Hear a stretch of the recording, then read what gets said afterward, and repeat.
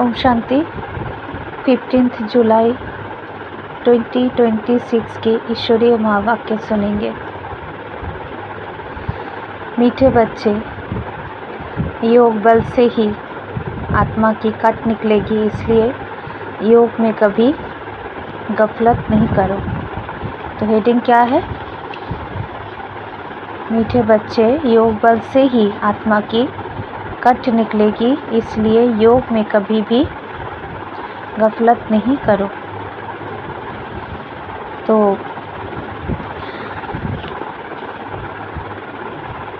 ये जो ईश्वरीय मार्ग है, अर्थात स्वयं परमपिता परमात्मा आकर जो श्रेष्ठ कार्य कर रहे हैं, इस पुरानी दुनिया को, तमो प्रधान पतित दुनिया को वो फिर से स्वर्ग बना रहे हैं। हमें सत्व प्रधान दुनिया का मालिक बना रहे हैं। उसका आधार ही है योग बल, योग की शक्ति। तो ये कौन सा योग है? यह है राजयोग। तो श्रीमत अर्थात परमात्मा शिव बाबा के दिए हुए जो श्रेष्ठ मत है, उस श्रीमत और उनके सिखाए हुए राजयोग के शक्ति से ही आत्मा इस पति दुनिया से अपने को मुक्त करा के फिर से जाएंगे तमो प्रधान सतो प्रधान दुनिया में। तो इतने जन्म का आधाकल्प का जो कट अर्थात विकारों की जो लेप छेप आत्मा के ऊपर लगी हुई है, जो जंक चढ़ी हुई है, उसको मिटाने का एक ही मार्ग है, एक ही शक्ति है, वो है योग बल।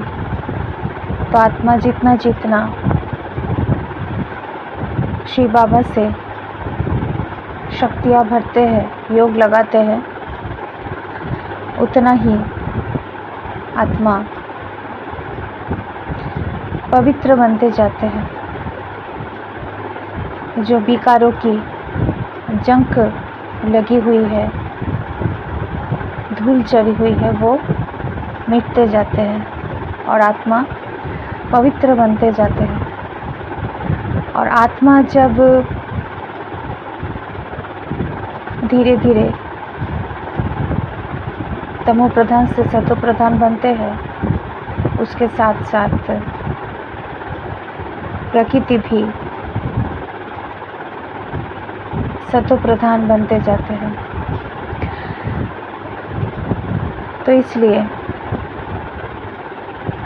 परमात्मा शिव बाबा प्रजापिता ब्रह्मा के द्वारा ब्रह्मा मुख वंशावली ब्राह्मण रचते हैं, और हम बच्चे ब्रह्मा कुमार कुमारियाँ इस समय इस संगम युग में शिव बाबा के साथ स्वर्ग की स्थापना के लिए मददगार बनते हैं। तो इसलिए हमारे पास जो शक्ति है वो है योग बल। तो उसके द्वारा ही हमें इस सृष्टि को पावन बनाना है। तो हमें योग में कभी भी गफलत नहीं करना है। तो इसलिए बाबा हर दिन की मुरली में निरंतर याद की बारे में बताते हैं। इसलिए योग ही सबसे बड़ी शक्ति है। इस श्रीमत के साथ साथ हमें योग की शक्ति भी चाहिए। ज्ञान और योग हमारा 2 पंख है, इसमें गफलत नहीं करना है। प्रश्न, बाप ने बच्चों को बेहद का वर्षा लेने की कौन सी युक्ति बताई जिसमें माया चारों तरफ विघ्न डालती है? बाप ने बच्चों को बेहद का वर्षा लेने की कौन सी युक्ति बताई जिसमें माया चारों तरफ विघ्न डालती है? उत्तर, बाबा ने युक्ति बताई, बच्चे तुम ब्रह्मा कुमार कुमारियाँ एक बाप के बच्चे आपस में भाई बहन हो। तुम कभी क्रिमिनल असॉल्ट नहीं कर सकते, भाई बहन विकार में नहीं जा सकते। तुम्हें शिव बाबा की मत पर चलकर बेहद का वर्षा लेना है, परंतु माया कम नहीं है, चारों तरफ इसमें ही विघ्न डालती है। तो हम भाई बहन हैं, एक बाप से वर्षा लेते हैं, यह भूल जाते हैं। तो हम शिव बाबा से 21 जन्म की बादशाही इस समय लेते हैं, बेहद का वर्षा। तो उसमें ही माया चारों तरफ से विघ्न डालती है। इतना श्रेष्ठ कार्य बाबा कर रहे हैं, मगर उसके साथ साथ माया भी सर्वशक्तिमान है। इसलिए बाबा हर दिन हमें सावधानी देते रहते हैं। उत्तर में बाबा ने क्या कहा?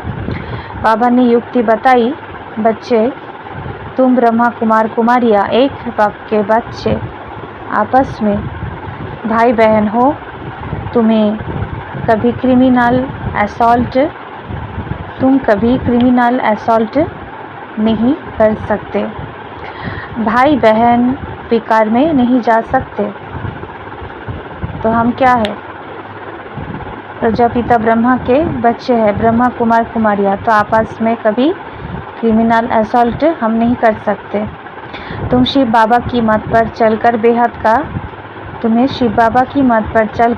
का वर्षा लेना है, परंतु माया कम नहीं है, चारों तरफ इसमें ही विघ्न डालती रहती है। तो माया भिन्न भिन्न प्रकार के रूप लेकर इस ज्ञान मार्ग में चलने के लिए बाधाएं डालते रहते हैं। हम भाई बहन हैं, एक बाप से वर्षा लेते हैं, यह भूल जाते हैं। तो ये हमेशा याद में रखना है कि हम प्रजापिता ब्रह्मा के मुख वंशावली ब्राह्मण हैं, ब्रह्मा कुमार और ब्रह्मा कुमारियाँ। तो आपस में भाई बहन हैं, तो विकारी दृष्टि वृत्ति नहीं जा सकते। गीत है, तुम्हें पाके हमने जहान पा लिया, जमीन तो जमीन आसमां पा लिया। ओम शांति। गीत का एक अक्षर ही काफ़ी है। बच्चे जानते हैं बेहद के बाप से बेहद का वर्षा मिलता है और कल्प कल्प मिलता है। तो किसको हमने पा लिया? एक परमात्मा को पा लिया और किसी को पाने की कोई इच्छा नहीं। तो तुम्हें पाके हमने जहान पा लिया, ज़मीन तो ज़मीन आसमां पा लिया। तो एक भगवान मिल गया, तो और क्या चाहिए? बच्चे जानते हैं बेहद के बाप से बेहद का वर्षा मिलता है और कल्प कल्प मिलता है। यह भी बच्चे जानते हैं कि बेहद का वर्षा बरोबर भारत को ही मिला था, अब वो नहीं है, फिर से मिल रहा है। देखते हो अभी तो स्वर्ग का वर्षा नहीं है, रावण द्वारा नरक का श्राप मिल रहा है। तो इस समय क्या है? स्वर्ग का वर्षा नहीं है, बस रावण द्वारा नरक का श्राप ही मिल रहा है। श्राप से मनुष्य दुखी होते हैं, वर अर्थात वर्षे से सुखी होते हैं। वर माना ब्लेसिंग से ही क्या है? सुखी होते हैं मनुष्य, और श्राप से क्या है? दुखी होते हैं। तो रावण थोड़े ब्लेसिंग देते हैं, भगवान हमें ब्लेसिंग्स देते हैं, रावण हमें श्राप देते हैं। तो इस समय श्राप से मनुष्य दुखी है। अब ब्राह्मण बच्चे जानते हैं वो है बेहद का निराकार बाप और प्रजापिता ब्रह्मा है बेहद का साकार बाप। तो बेहद के साकार बाप प्रजापिता ब्रह्मा बिगर कोई होता नहीं। भले गांधी को बापूजी कहते थे, परंतु कायदेशीर सारे मनुष्य सृष्टि का तो वो बापूजी हो ना सके।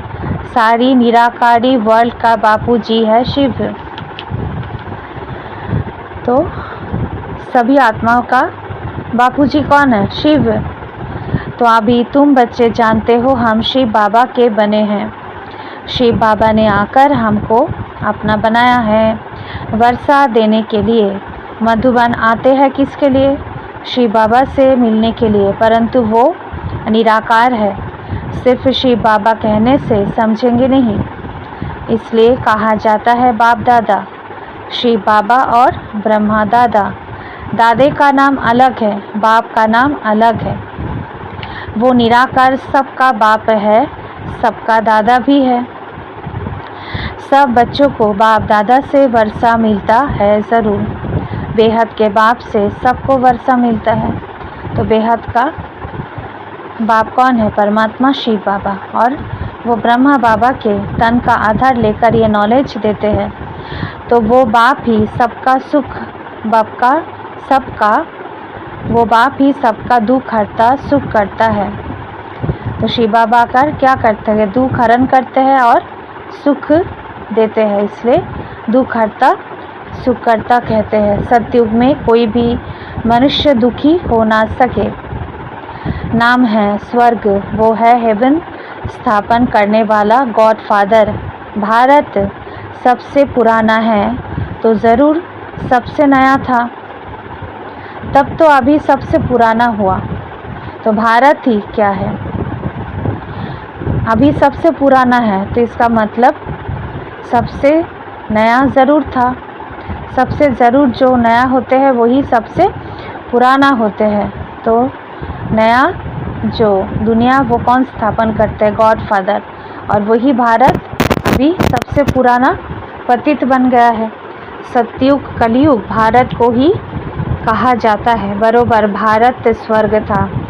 ये लक्ष्मी नारायण राज्य करते थे। तो वहाँ पर कौन राज्य करते थे? लक्ष्मी नारायण। यह बुद्धि में है। अभी तुम लक्ष्मी नारायण के मंदिर में जाएंगे तो झट बुद्धि में आएगा कि इन्हों को यह वर्षा कैसे मिला। तो अभी हमें नॉलेज मिल गया है कि कैसे ये लक्ष्मी नारायण कैसे बनते हैं। उसका ही यादगार में ये सब मंदिर बनते हैं। तो अभी हमारे बुद्धि में है। तो यह पूज्य कैसे बने? कब राज्य किया? किस द्वारा राज्य पाया? यह सारा बुद्धि में आएगा। आगे लक्ष्मी नारायण के मंदिर में जाते थे, माला फेरते थे। ऑक्यूपेशन का कुछ भी पता नहीं था। अभी सिर्फ तुम्हारी बुद्धि में है, सो भी नंबरवार। और ये भी समझेंगे। भल इस समय नॉलेज तो कई ले रहे हैं, मगर सभी बाबा के बच्चे सभी सब कुछ नहीं समझेंगे। बुद्धि में जो जैसा है वैसे ही समझेंगे। तुम अभी लक्ष्मी नारायण के मंदिर में जाकर खड़े होंगे तो हर्षित होंगे। बुद्धि में है इन्होंने यह प्रारब्ध कैसे पाई थी। तो जैसे वो पुरुषार्थ किया उसी अनुसार ही वो भविष्य में प्रारब्ध भोगेंगे। संगम युग पर ही पाई, क्योंकि संगम पर ही पुरानी दुनिया बदलने वाली है। संगम पर ही बाप ने आकर राजयोग सिखाया था। यह भी जानते हो बहुत जन्म के अंत के जन्म में बरोबर यह ब्रह्मा था। तो क्या है? जो नारायण है वही क्या है? बहुत जन्म के अंत में वो ब्रह्मा बना है। ब्रह्मा द्वारा विष्णुपुरी की स्थापना होती है। यह लक्ष्मी नारायण ही अगले जन्म में बरोबर ब्रह्मा सरस्वती थे। ब्रह्मा के साथ ब्राह्मण्या भी होंगे। सतयुग में लक्ष्मी नारायण की राजधानी थी ना? ज़रूर प्रजापिता भी होगा।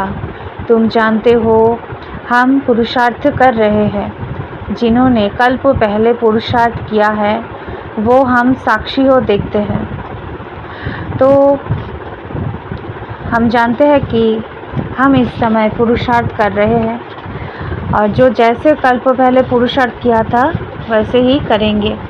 तो वही हम साक्षी हो देखते हैं। एक होता है राजाई घराना, दूसरा होता है प्रजा घराना।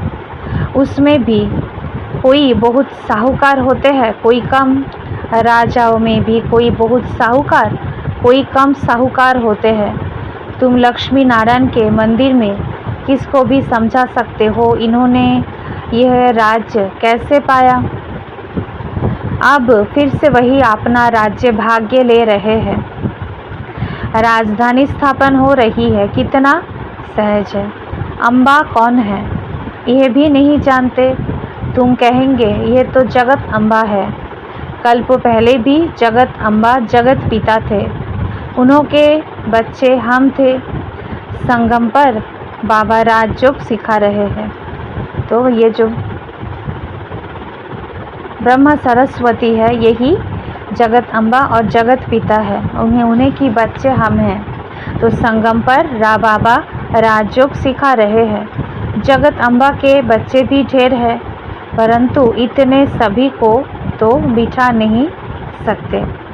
अभी तुमको ज्ञान का तीसरा नेत्र मिला है। बाप ज्ञान का सागर है तो ज़रूर बच्चों को ज्ञान ही देंगे। तो शिव बाबा कौन है? ज्ञान का सागर है, तो वो ज्ञान ही देंगे। उनको ना मनुष्य ना देवता कहा जाता है। तो परमात्मा क्या है? वो तो एवर प्योर है, वो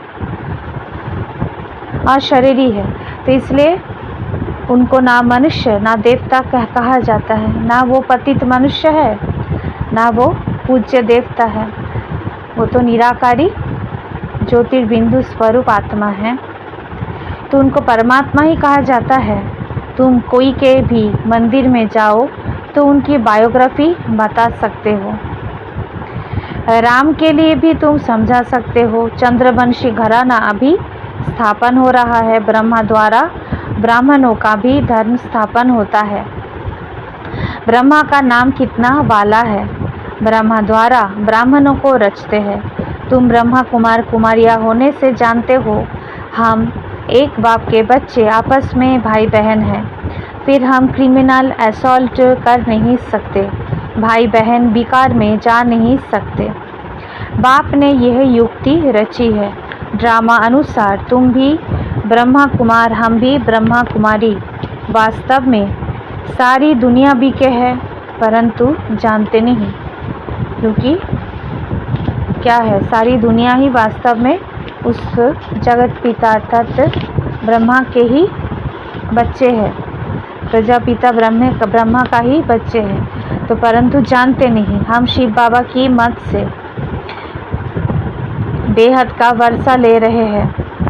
माया भी कम नहीं है, चारों तरफ विघ्न डालती रहती है। हम भाई बहन हैं, एक बाप से वर्षा लेते हैं, यह भूल जाते हैं। ये तो अच्छी रीति समझते हो। सतयुग में एक ही धर्म रहता है, बाकी सब धर्म खत्म हो जाने हैं। यह भी बच्चे जानते हैं, ये कोई नई बात नहीं है। हर 5000 वर्ष बाद ये चक्र फिरता है। तिथि तारीख भी लिखी हुई है, यह भी बुद्धि में रहना चाहिए। हम शिव बाबा से इस युक्ति से वर्षा लेते हैं। लक्ष्य तो मिला हुआ है ना। बाप को याद कर बाप से वर्षा लेना है। याद अर्थात योग बल से ही कट निकलेंगी। अर्थात आत्मा के ऊपर जो विकारों का जंख चढ़ी हुई है वो योग बल से ही निकलेंगी। इसमें कोई गफलत ना करो। इसलिए मुरलियाँ मिलती है। तो बाबा इसलिए हर दिन मुरलियों से हमें शिक्षा देते हैं। निश्चय बुद्धि पक्का है तो बल कहाँ भी चला जाए। समझो मुरली नहीं मिलती तो भी बुद्धि में तो है ना, हम बाबा का बन गया। बाबा ने समझाया है तुम्हारी आत्मा तमो प्रधान बनी है। अब तुम बाप को याद करो तो तमो प्रधान से सतो प्रधान बनेंगे। यह महामंत्र एक बाप ही बतलाते हैं और कोई बतला ना सके। बाप ही कहते हैं मीठे मीठे बच्चे, याद के बल से ही तुमको तमो प्रधान से सतो प्रधान बनना है। ये अक्षर है परंतु किसकी बुद्धि में नहीं आता। अब तुम समझते हो। कल्प पहले भी बाबा ने यह अक्षर कहा था कि देह के सब धर्मों को छोड़ अपने को आत्मा समझो। यह सब देह के धर्म है ना। तो द्वापर से जो भी धर्म आया वो सब देह के धर्म है। सबका बाप एक ही है। सब आत्माएं उस एक बाप को पुकारती है। पोप भी गॉड को याद करते हैं, कहते हैं ओ गॉड फादर रहम करो, इन मनुष्यों की क्रोधी बुद्धियों को पलटाओ तो ये आपस में लड़े नहीं। याद तो बाप को ही करेंगे ना, और कोई को याद नहीं करते। शिव बाबा को ही पुकारते हैं कि आकर पतितों को पावन बनाओ।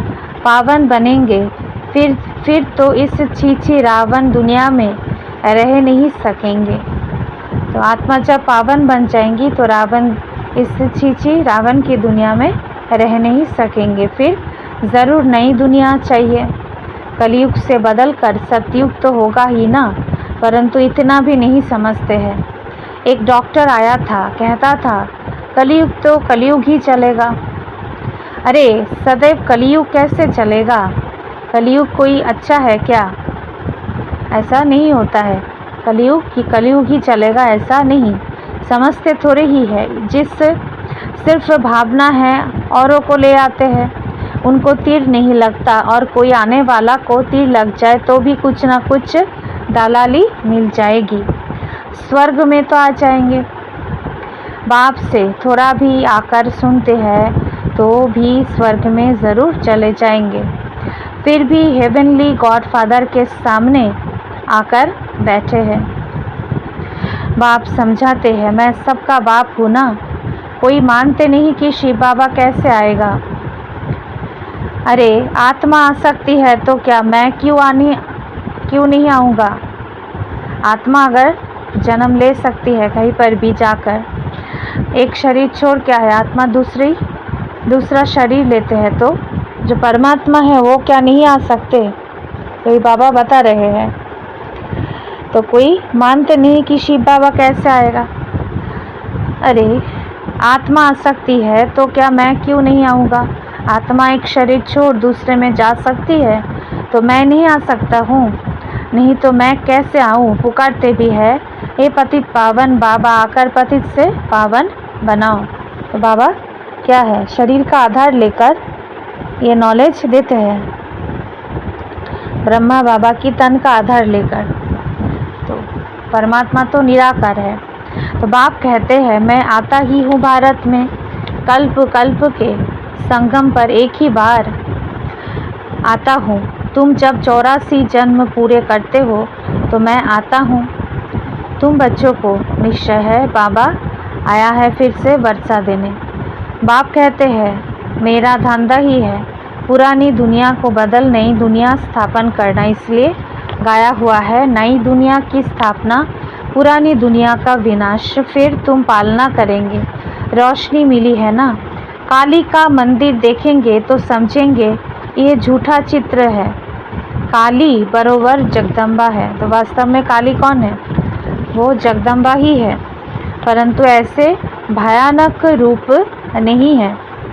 बंगाल में काली के आगे बलि चढ़ाते हैं, परंतु जानते कुछ नहीं। वास्तव में बलि चढ़ाना क्या है?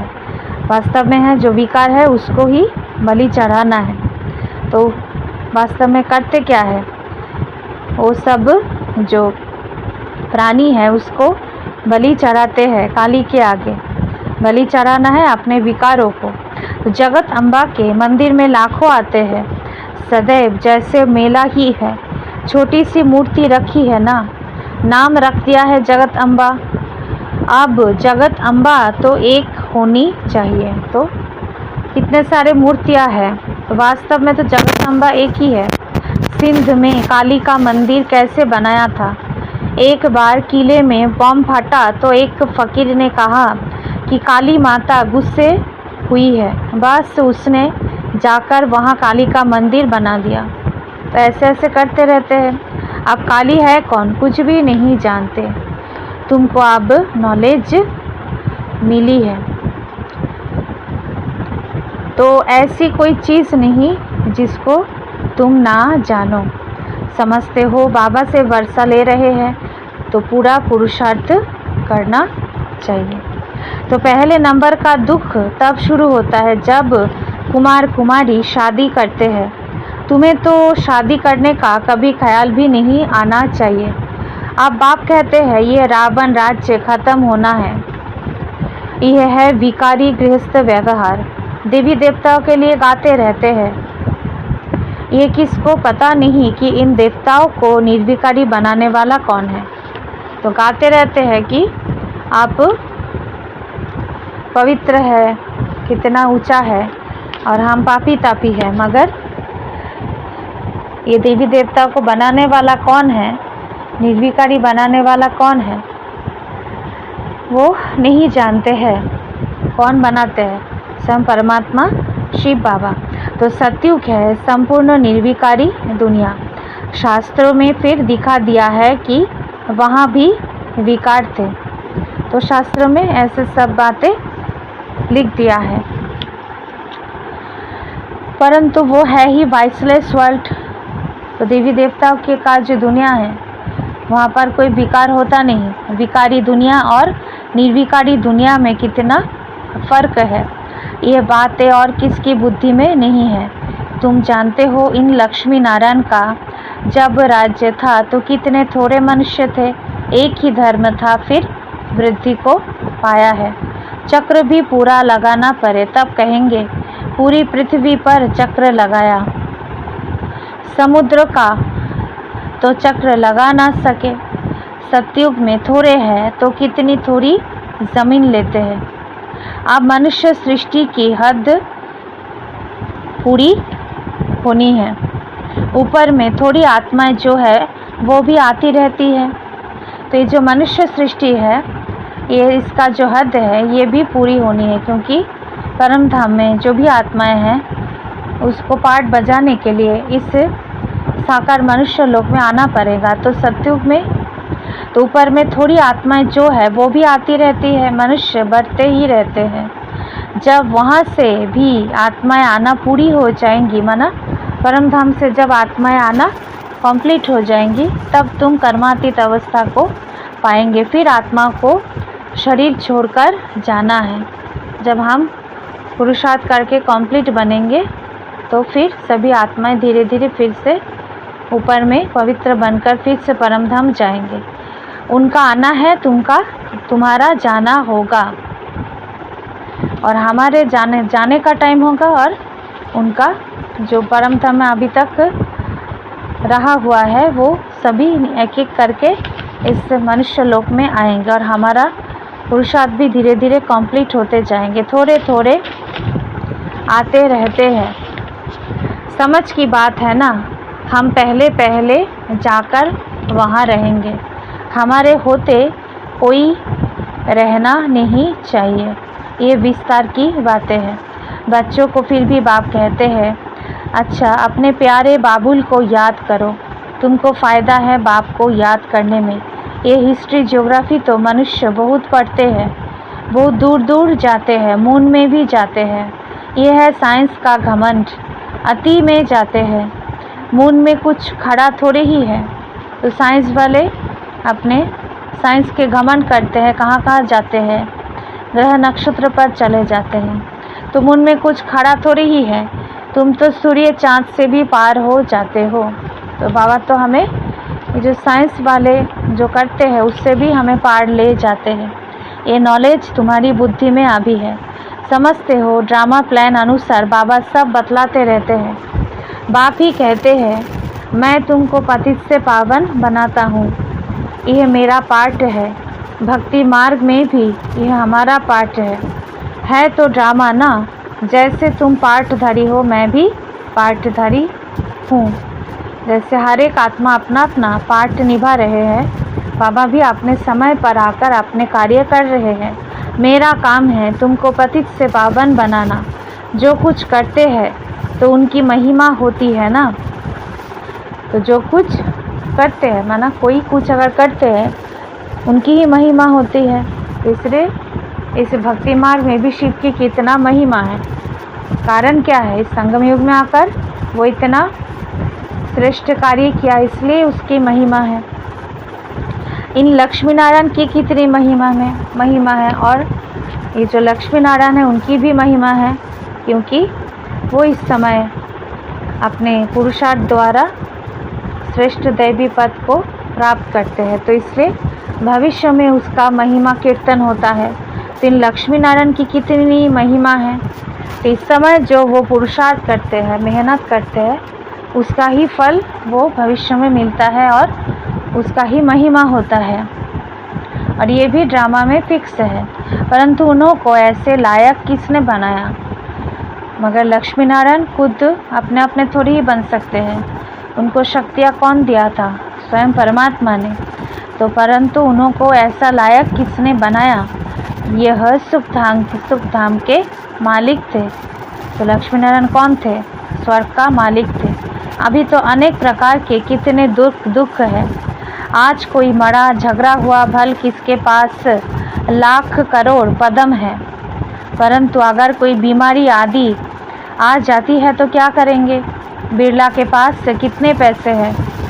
एक जन्म में पैसा देखने में आता है, परंतु ऐसा कोई नहीं है जिसको कोई दुख नहीं हो। तो कितना भी साहूकार हो, किसी ना किसी दुख हर एक के जीवन में है। किसी ना किसी प्रकार का दुख सभी को होता है। अभी तो ये पैसे आदि सब मिट्टी में मिल जाने हैं, कुछ भी रहेगा नहीं। अच्छा, मीठे मीठे सिखी लदे बच्चों प्रति माता पिता बाप दादा का याद प्यार और गुड मॉर्निंग। रूहानी बाप की रूहानी बच्चों को नमस्ते। हम रूहानी बच्चों की रूहानी माता पिता बाप दादा का याद प्यार गुड मॉर्निंग और नमस्ते नमस्ते नमस्ते। धारणा के लिए मुख्य सार। पहला, कर्मातीत अवस्था को प्राप्त कर वापस घर जाना है, परंतु जाएंगे तब जब आत्माओं का आना बंद होगा। इस विस्तार को बुद्धि में रख एक बाबुल को प्यार से याद करना है। दूसरा पॉइंट, ज्ञान की रोशनी मिली है, इसलिए निश्चय बुद्धि बन बाप से पूरा वर्षा लेना है। कहाँ भी रहते याद के बल से आत्मा को तमो प्रधान से सतो प्रधान बनाने का पुरुषार्थ करना है। वरदान, स्वमान में स्थित रह विश्व द्वारा सम्मान प्राप्त करने वाले देह अभिमान मुक्त भव। स्वमान में स्थित रह विश्व द्वारा सम्मान प्राप्त करने वाले देह अभिमान से मुक्त भव। पढ़ाई का मूल लक्ष्य है देह अभिमान से न्यारे हो, देही अभिमानी बनना। इस देह अभिमान से न्यारे अथवा मुक्त होने की विधि है सदा स्वमान में स्थित रहना। संगम युग के और भविष्य के अनेक प्रकार के स्वमान हैं, उनमें किसी एक भी स्वमान में स्थित रहने से देह अभिमान मिटता जाएगा। जो स्वमान में स्थित रहता है उन्हें स्वतः मान प्राप्त होता है। सदा स्वमान में रहने वाले ही विश्व महाराजन बनते हैं और विश्व उन्हें सम्मान देती है। तो वरदान बाबा ने क्या दिया कि स्वमान में स्थित रहे, विश्व द्वारा सम्मान प्राप्त करने वाले देह अभिमान मुक्त भव। तो देह अभिमान मुक्त होने का वरदान दिया। तो हमारी पढ़ाई का लक्ष्य क्या है? लक्ष्य ही है देह अभिमान से न्यारे होकर देही अभिमानी बनना। तो इससे देह अभिमान से न्यारे और मुक्त होने की विधि क्या है?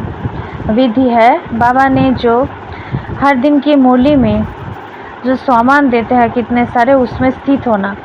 तो संगम युग के और भविष्य के जो अनेक प्रकार के स्वमान हैं, तो संगम युगी ब्राह्मणों का कितने सारे टाइटल्स और स्वमान बाबा दे दिया है। और भविष्य में हम जो बनेंगे उसका भी स्वमान है।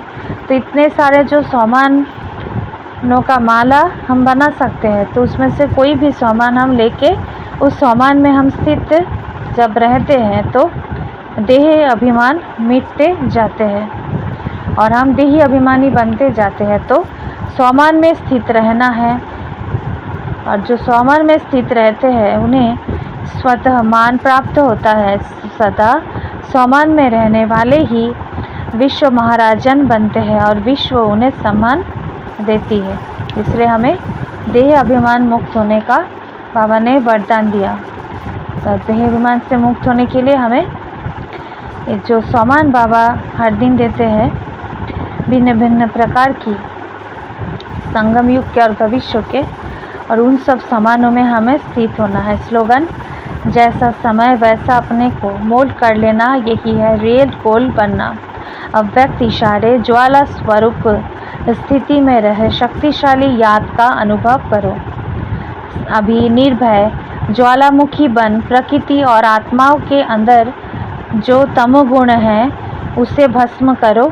तपस्या अर्थात ज्वाला स्वरूप याद, इस याद द्वारा ही माया बा प्रकृति का विकराल रूप शीतल हो जाएगा। आपका तीसरा नेत्र ज्वालामुखी नेत्र माया को शक्तिहीन कर देगा। अच्छा, ओम शांति।